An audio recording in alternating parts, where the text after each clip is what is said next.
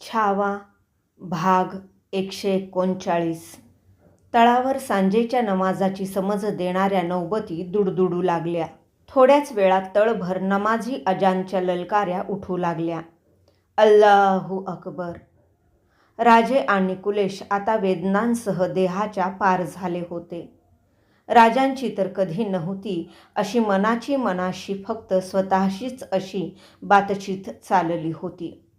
अंधारून आल्याने ठायी ठायी तळभर पलोते शिलगले होते.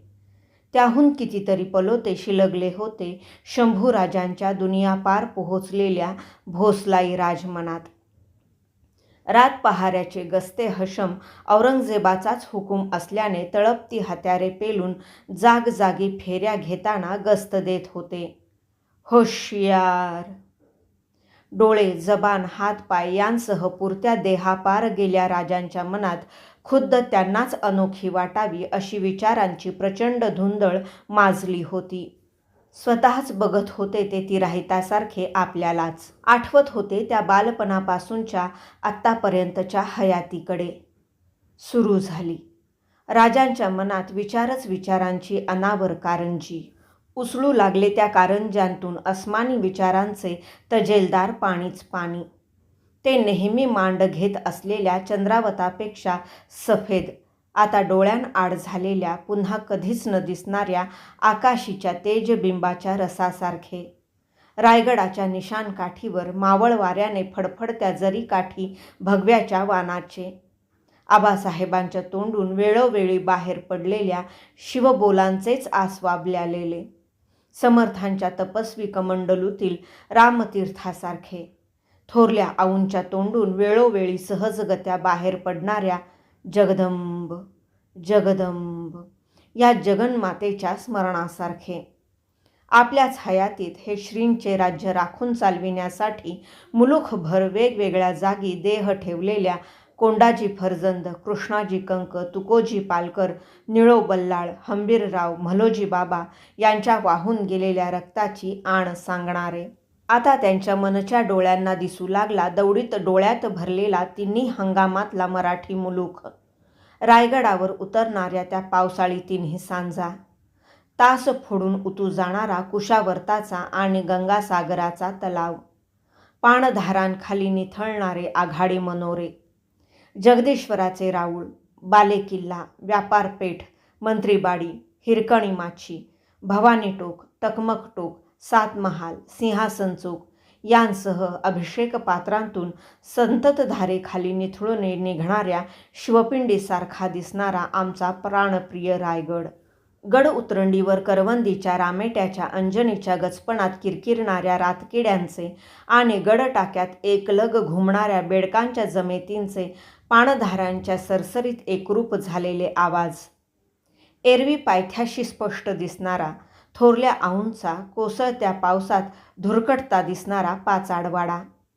पडत्या पावसाची तमा न बाळगता गडभरच्या चौक्या चौक्यांवर कांबळी पांघरून जागल्यांच्या नजरेने गस्त देणारे मेटकरी. गडावरून चहूबाजूंनी पायथ्याशी कोसळताना अखंड घरघरणारे लहान मोठे स्फटिकसाफ धबधबे.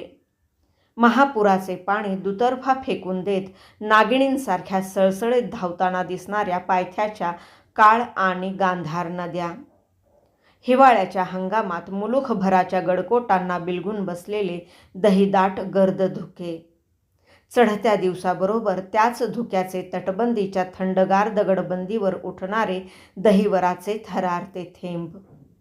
गडागडांवरच्या नगारखान्यांच्या पायथ्याशी धुमसत धूरफेक करणाऱ्या पेटत्या शेकोटीतील आंब्याच्या आणि बाभळीच्या लाकूड गाठी. पागे पागे जनावरांच्या तोंडून सुद्धा गारठ्याने फुटणारे फव्वारते वाफारे.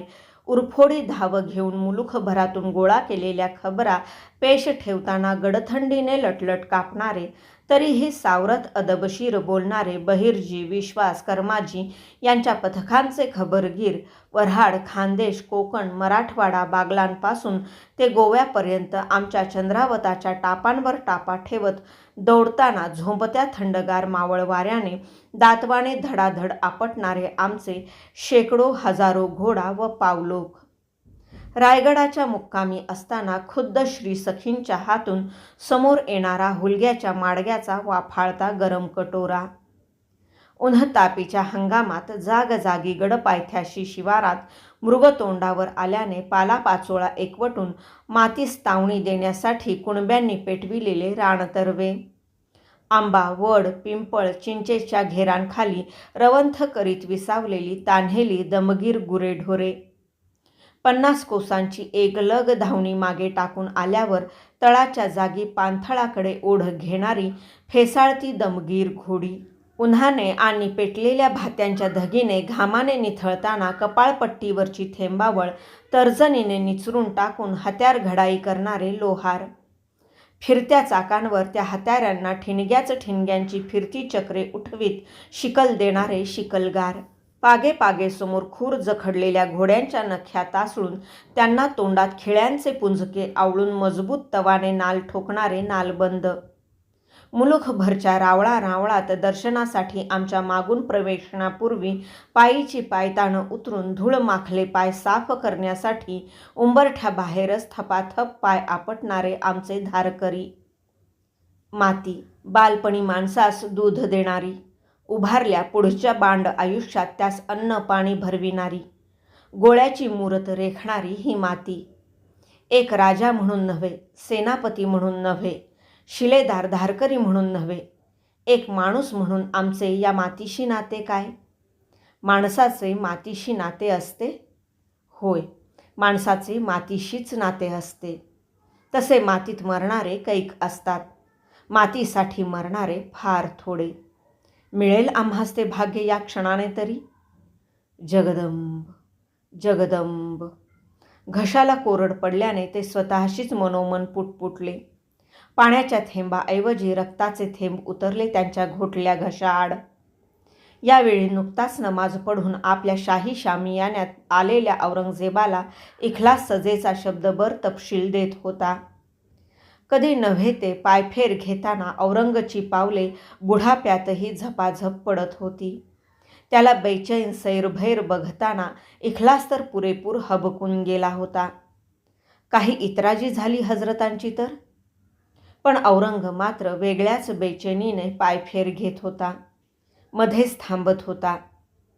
काही विचाराने शामियानाच्या छताकडे मधूनच बघत होता. कुछ नहीं चिखा चिल्लाया काफर इतनी सख्त सजा लेकर भी? स्वतःलाच विचारावे तसे त्याने इखलासला विचारले. जी बिलकुल नाही, द्यायचा म्हणून इखलासने लवत जाब दिला. तो ऐकताना एकाच विचाराने हिंदुस्थानचा बादशहा हैरान झाला. इसी जगह होता हमारा बागी शहजादा अकबर तो, आती ऐसी सजा की नौबत उस पर तो. जायच्या इजाजतीच्या हुकुमाची वाट बघत इखलास तसाच ताटकळत उभा आहे याचेही त्याला भान नव्हते. दक्षिणेतून निघून आग्र्याला आपल्या बापाला कैद केल्यापासून राजस्थान, बंगाल, विजापूर, गोवळकोंडा आणि मराठी मुलूख तुडवीत वणवण भटकलेली आपली हयात त्याला सताड उघड्या डोळ्यांसमोर सरकताना दिसू लागली. हमारी एक भी औलाद होती संबा जैसी तो डालते हम इतने बड़े सल्तनत का बोझ भरोसे से उसके कंधे पर और गुजारते बुढ़ापे की ये जिंदगी तसल्ली से पैगंबर की खिदमत में. एवढा जवळजवळ पुरा हिंदुस्थान हुकमतीखाली येऊन सुद्धा काहीतरी नेमकेच गमावल्याच्या काळीज तोड बेचैनीने तो स्वतःच हरवल्यागत झाला. इखलास समोर उभाच असलेला बघताच तो केवढ्याने तरी ओरडला, जाव. तळावर कुठेतरी कोंबड्याने बांग दिली. पाठोपाठ बांगांमागून बांगा सुरू झाल्या. आता राजे आणि कुलेशांना फक्त या कोंबड्यांच्या बांगांनी पहाट झाल्याचे, उन्हाच्या चटक्यांनी दिवस चढल्याचे आणि नमाजी समजेसाठी अजानबरोबर झडणाऱ्या नौबतींच्या दुडदुडीमुळे केवळ अंदाजाने दिवसरात्रीचा प्रहर कळत होता. त्यांच्या आतड्यांतील भूक आता अंगभरच्या वेदनांनीच शमवून टाकली होती. तळावर फटफटले. उगवतीची उबदार किरणे येऊन राजांच्या अंगाला बिलगली. फार फार जाणवली त्यांना ती ऊब. त्यांच्या मनातून थोरल्या आऊंची, सती गेल्या मासाहेबांची, श्रीसखींची, धाराऊ, दुर्गाबाई, भवानीबाई यांची पुरती कबिला याद करून देणारी सय उफाळली. त्यातच उफाळत्या आणखी 2 आठवणी तीव्रतेने गोदावरी आणि रामराजांच्या मासाहेब यांच्याही. थोरल्या आऊ कोण होत्या त्या? त्या होत्या शिवरात्रीची पहाट धरून साक्षात जगदंबेला पडलेल्या गोमट्या स्वप्नासारख्या. त्या स्वप्नानेच पाहिले होते आबासाहेबांच्या रूपाने एक रोकडे मर्दाना सत्य. असते थोरल्या आऊंचे आणि आमचे प्राणप्यारे आबासाहेब आमच्या जागी तर कसे कसे वागते ते? कसली तरी प्रचंड झरझर राजांच्या पाठकण्यातून सरसरत वर गेली.